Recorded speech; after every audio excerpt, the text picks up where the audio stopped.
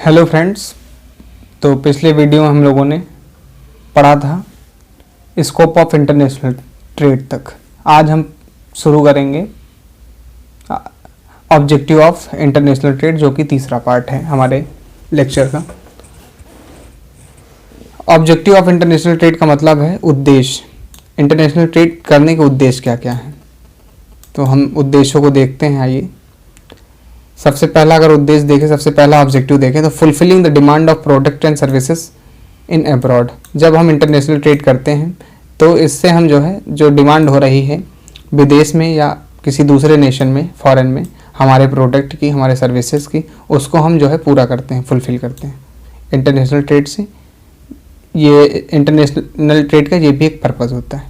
Creating employment opportunities. जब हम international trade करते हैं तो इससे हमारे देश में एम्प्लॉयमेंट अपॉर्चुनिटीज़ क्रिएट होती है। इसकी वजह से एम्प्लॉयमेंट अपॉर्चुनिटीज़ क्रिएट होती है, चाहे हमारे देश में हो या किसी दूसरे देश में हो।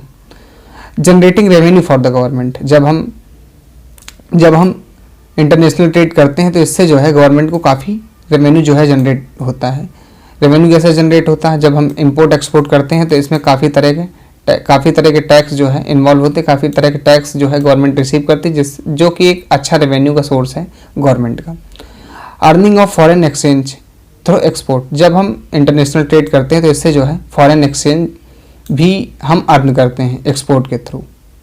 फॉरेन एक्सचेंज क्या होता है? विदेशी मुद्रा भी हम जब किसी दूसरे देश के साथ व्यापार करते हैं तो उस देश की मुद्रा भी कहीं ना कहीं हम अर्न करते हैं। जैसे हम अपने प्रोडक्ट किसी दूसरे देश को बेच रहे हैं, यानी इंडिया की कोई कंपनी है अगर यूएसए को प्रोडक्ट बेच रही है, तो उससे इंडिया की जो कंपनी है उसको रिटर्न में विदेशी मुद्रा मिलती है, यानी फॉरेन एक्सचेंज मिलता है, जैसे यूएस डॉलर मिलता है। तो इसको हम एक तरह से इसका ये भी पर्पस कह सकते हैं कि फॉरेन एक्सचेंज भी हम अर्न करते हैं इंटरनेशनल ट्रेड के माध्यम से। Promoting mutual cooperative among nation. जब हम इंटरनेशनल ट्रेड करते हैं तो इससे हमारी म्यूचुअल अंडरस्टैंडिंग दो देशों के बीच में काफ़ी अच्छी हो जाती है, और इससे हम जो हमारी कंट्री है और जिस कंट्री के साथ हम बिजनेस कर रहे हैं या जिस देश के साथ हम ट्रेड कर रहे हैं, उस कंट्री के रिलेशन हमारी कंट्री से अच्छे हो जाते हैं। Expanding the market place for the goods and services. जब हम इंटरनेशनल ट्रेड करते हैं तो हमारे गुड्स की मार्केट प्लेस भी काफ़ी एक्सपेंड करती है, गुड्स और सर्विसेज। अभी तक हम अपने इंडिया में अपना सामान बेचते थे, अब हम वर्ल्ड में जा रहे हैं अपना सामान बेचने, वर्ल्ड लेवल मार्केट पे अपना सामान बेचते हैं, इंटरनेशनल लेवल पे अपना सामान बेचते हैं। तो ये एक तरह से हमारी जो मार्केट प्लेस है गुड्स और सर्विसेज की, वो एक्सपेंड कर रही है, यानी बढ़ रही है। Optimum utilization resources. जब हम इंटरनेशनल ट्रेड करते हैं तो हम अपने रिसोर्सेज का ऑप्टिमम यूटिलाइज करते हैं, अपने रिसोर्सेज का पूरी तरह से यूज़ करते हैं। फिर उसके बाद है improving the standard of living. जब हम इंटरनेशनल ट्रेड करते हैं, कंट्री जब इंटरनेशनल ट्रेड में इन्वॉल्व होती है तो इसकी वजह से जो स्टैंडर्ड ऑफ लिविंग है पीपल का, कंट्री के लोगों का, वो भी इम्प्रूव होता है। क्यों इम्प्रूव होता है? इसका ये कारण है कि जब हम इंटरनेशनल ट्रेड करते हैं तो फॉरेन से भी हम सामान इंपोर्ट करते हैं, तो इसकी वजह से फॉरेन की जो चीज़ें हैं वो हमारे यहाँ उपलब्ध होती हैं, जिसकी वजह से लोग अगर उनको यूज़ करते हैं, उनको कंज्यूम करते हैं, तो इनकी स्टैंडर्ड ऑफ लिविंग इम्प्रूव होती है। Economic development. जब हम इंटरनेशनल ट्रेड करते हैं तो इससे हमारे इकोनॉमिक डेवलपमेंट भी होता है। इकोनॉमिक डेवलपमेंट कैसे होता है? भाई, इंटरनेशनल ट्रेड से हमारी एम्प्लॉयमेंट जनरेट होती है, स्टैंडर्ड ऑफ लिविंग बढ़ता है। और जब एम्प्लॉयमेंट बढ़ेगी तो हमारे देश के लोगों में लोगों को एम्प्लॉयमेंट मिलेगा तो उनको इनकम होगी, उनकी इनकम होगी तो उनकी पर कैपिटा इनकम भी बढ़ती है, जिस कारण से लोग ज़्यादा सामान खरीदेंगे और जिसकी वजह से हमारी डिमांड भी बढ़ती है। अगर डिमांड बढ़ेगी तो प्रोडक्शन ज़्यादा होगा, जिस कारण से अगर देख लें तो कहीं ना कहीं हमारे देश का इकोनॉमिक डेवलपमेंट है वो भी हो रहा है। International recognition. जब हम इंटरनेशनल ट्रेड करते हैं तो हम इंटरनेशनल रिकॉग्निशन हमारा बढ़ता है। इंटरनेशनल रिकॉग्निशन का मतलब है विदेशी स्तर पर हमारी पहचान काफ़ी अच्छी हो जाती है। इंटरनेशनल लेवल पर हमारी पहचान बहुत अच्छी हो जाती है। इंटरनेशनल ट्रेड के माध्यम से हम कई देशों के साथ जो है उठते बैठते हैं, जिससे जो है हमारे देश की इंटरनेशनल रिकॉग्निशन बढ़ती है। फिर हमने ऑब्जेक्टिव पढ़ लिया, उसके बाद हम देखते हैं इंटरनेशनल ट्रेड विस डोमेस्टिक ट्रेड। इन दोनों के बारे में, इंटरनेशनल ट्रेड क्या है और डोमेस्टिक ट्रेड क्या है, इनके बीच में अगर एक तरह से देख लें, डिफरेंस देख लें या देख लें कि इंटरनेशनल ट्रेड क्या होता है और डोमेस्टिक ट्रेड क्या होता है। तो अगर मीनिंग देखें इंटरनेशनल ट्रेड के, तो international trade means trade between the boundaries two or more countries. इसको हमने पहले भी पढ़ा है। इंटरनेशनल ट्रेड की मीनिंग क्या होती है? इंटरनेशनल ट्रेड का मतलब होता है जब हम दो देशों के बीच कोई व्यापार करते हैं तो उसे हम इंटरनेशनल ट्रेड का नाम देते हैं। दो या दो से ज़्यादा देश के बीच कोई व्यापार करते हैं, तो जैसे अगर ट्रेड हो रहा है बिटवीन इंडिया एंड यूएसए तो इसको हम इंटरनेशनल ट्रेड कहेंगे। अगर वहीं पर देखें हम डोमेस्टिक ट्रेड क्या होता है, तो domestic trade is a trade with in the boundaries of a particular country, example trade between various states. जब हम डोमेस्टिक ट्रेड क्या होता है, जब हम ट्रेड अपने नेशन में ही रहकर, अपने नेशन की बाउंड्री के अंदर ही रहकर अपना व्यापार करते हैं, तो उसको हम डोमेस्टिक ट्रेड कहते हैं। जैसे यूपी एक स्टेट है, यूपी जो है, यूपी कोई कंपनी है राम लिमिटेड, वो बिजनेस कर रही है, वो जो है अपना सामान केरला में जाकर बेचती है किसी के लिमिटेड को। तो इस केस को हम एक तरह से ट्रेड के, इस केस को इस ट्रेड को नेशनल ट्रेड कहेंगे या डोमेस्टिक ट्रेड कहेंगे। ट्रेड बैरियर्स क्या होते हैं? अगर देखें ट्रेड बैरियर्स, तो ट्रेड बैरियर्स का मतलब होता है जो हमारे ट्रेड को रोके, जो चीज़ें एक तरह से बैरियर, उन्हीं को ट्रेड बैरियर कहते हैं।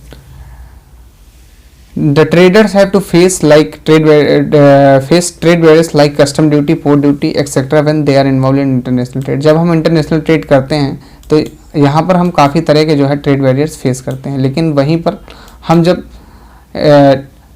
डोमेस्टिक ट्रेड करते हैं तो यहाँ पर ज़्यादा तरह की जो है ट्रेड बैरियर्स नहीं होते हैं।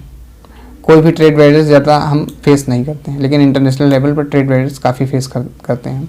प्रॉब्लम ऑफ ट्रांसपोर्टेशन, जब हम इंटरनेशनल ट्रेड करते हैं तो ट्रेडर जो है काफ़ी तरह की प्रॉब्लम, जो ट्रांसपोर्टेशन से रिलेटेड प्रॉब्लम है वो जो है फेस करता है, because trade as there may not be fully develop port of transportation between two countries, क्योंकि जो है पूरी तरह से डेवलप नहीं होता है ट्रांसपोर्ट का सिस्टम, इसलिए काफ़ी तरह की प्रॉब्लम ट्रांसपोर्टेशन से रिलेटेड हमको देखनी पड़ती है जब हम इंटरनेशनल लेवल पे ट्रेड करते हैं।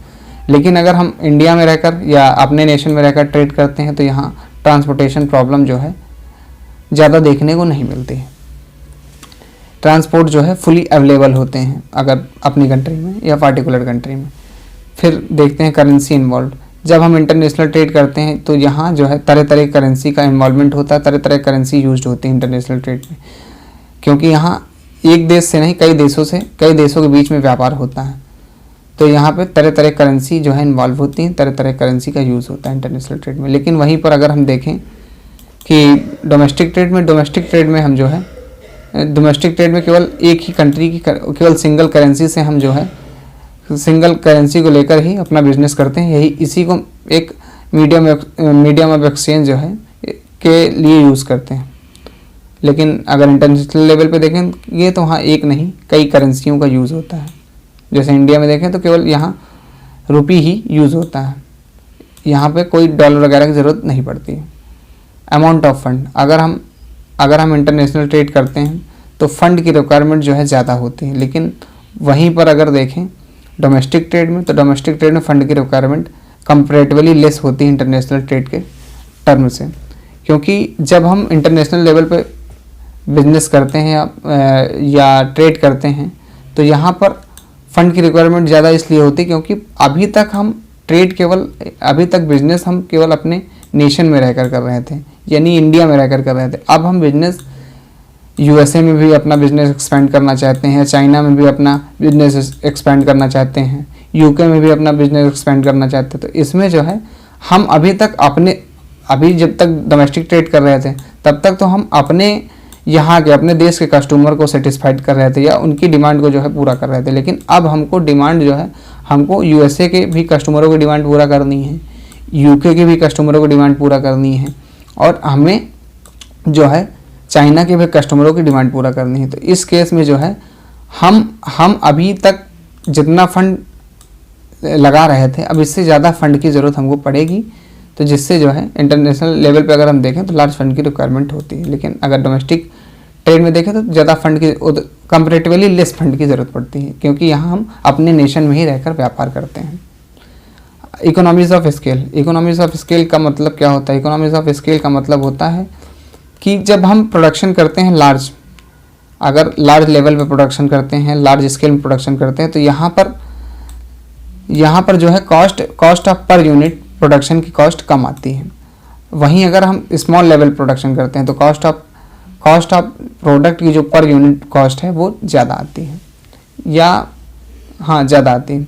लेकिन अगर हम देखें इकोनॉमीज ऑफ स्केल, अगर हम इंटरनेशनल ट्रेड में देखें तो इंटरनेशनल ट्रेड में प्रोडक्शन का लेवल जो है लार्ज होता है, तो इसमें लार्ज जो इकोनॉमिक ऑफ स्केल है इसको हम अचीव करते हैं। लेकिन अगर हम देखें डोमेस्टिक ट्रेड पे तो हम इकोनॉमिक ऑफ स्केल जो है अचीव नहीं कर पाते, क्योंकि यहाँ पर लार्ज लेवल पर प्रोडक्शन जो है नहीं होता है, लार्ज लेवल पर प्रोडक्शन नहीं होता। इकोनॉमिक ऑफ स्केल जो है यहाँ पर पॉसिबल नहीं है अचीव करना।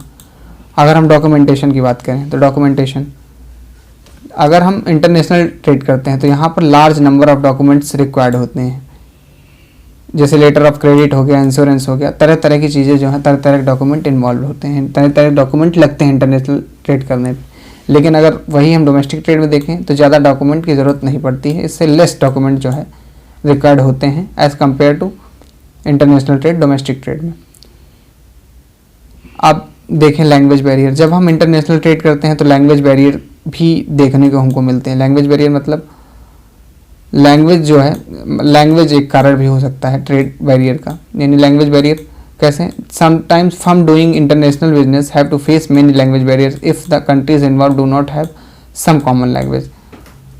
भाई हर कंट्री की जो है अपनी भाषा होती है, अलग अलग, हर कंट्री की अलग अलग भाषाएं होती हैं, तो इससे जो है लैंग्वेज बैरियर भी देखने को मिलता है। लेकिन अगर हम अपने डोमेस्टिक ट्रेड देखें, डोमेस्टिक ट्रेड में उतना लैंग्वेज बैरियर नहीं होता है, ज़्यादा लैंग्वेज बैरियर फेस करने को नहीं मिलता है, या फेस ही नहीं करने को मिलता है, क्योंकि कहीं ना कहीं अगर हम अपनी कंट्री में रहकर बिजनेस करते हैं तो एक न एक भाषा जो है हर जगह।